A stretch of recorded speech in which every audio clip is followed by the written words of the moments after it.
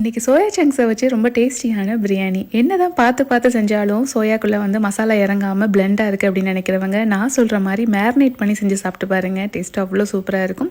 அதுக்கு மீல் மேக்கரை ஒரு 10 நிமிஷம் சுடுதண்ணில் ஊற போட்டு நல்லா தண்ணியை பிழிஞ்சிட்டு அது கூடவே உப்பு, தனி மிளகாய் தூள், பிரியாணி மசாலா, இஞ்சி பூண்டு விழுது, ஒரு லெமனை பிழிஞ்சு விட்டுட்டு நல்லா இது மாதிரி கிளறி விட்டுக்கோங்க. இதை 1 மணி நேரம் அப்படியே மேரினேட் பண்ணி வச்சுக்கோங்க. இப்போ அடுப்பில் கடாயை வச்சு கடாய் நல்லா சூடானதுக்கப்புறம் அது கூடவே எண்ணெய், கரம் மசாலா சேர்த்துக்கோங்க. அது கூடவே 5 பெரிய வெங்காயம் சேர்த்து நல்லா வதக்கி விட்டுக்கோங்க. வெங்காயம் நல்லா வதங்கினதுக்கப்புறம் 4 பழுத்த தக்காளி, 2 பச்சை மிளகாய், புதினா, கொத்தமல்லி சேர்த்து நல்லா வதக்கி விட்டுட்டு அது கூடவே 2 ஸ்பூன் இஞ்சி பூண்டு விழுது சேர்த்து பச்சை வாடை போகிற வரைக்கும் நல்லா கிளறி விட்டுக்கோங்க. இந்த ஸ்டேஜில் நம்ம மேரினேட் பண்ணி வச்ச சோயா சங்க்ஸ் சேர்த்து நல்லா வதக்கி விட்டுக்கோங்க. 1/2 கிலோ பாஸ்மதி அரிசியை 1 லிட்டர் தண்ணி ஊற்றி 1/2 மணி நேரம் ஊற வச்சுருந்தேன். அந்த தண்ணியை ஃபஸ்ட்டு சேர்த்து அது நல்லா கொதி வந்ததுக்கப்புறம் அரிசியை சேர்த்துக்கோங்க. கடைசியாக 2 கரண்டி நெய் ஊற்றி ஒரு 1/2 மணி நேரம் லோ ஃப்ளேம்லேயே வச்சிங்கன்னா சூப்பராக வெந்துடும்.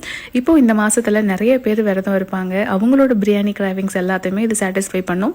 கண்டிப்பாக நீங்களும் ட்ரை பண்ணி பாருங்கள். டேஸ்ட் அவ்வளோ சூப்பராக இருக்கும். இந்த மாதிரி செய்யும் போது சோயாக்குள்ளே நல்லா மசாலா இறங்கி சாப்பிட்றதுக்கே அவ்வளோ சூப்பராக இருக்கும். ஸோ ஒரு மஸ்ட் ட்ரை ரெசிபி, கண்டிப்பாக ட்ரை பண்ணி பாருங்கள்.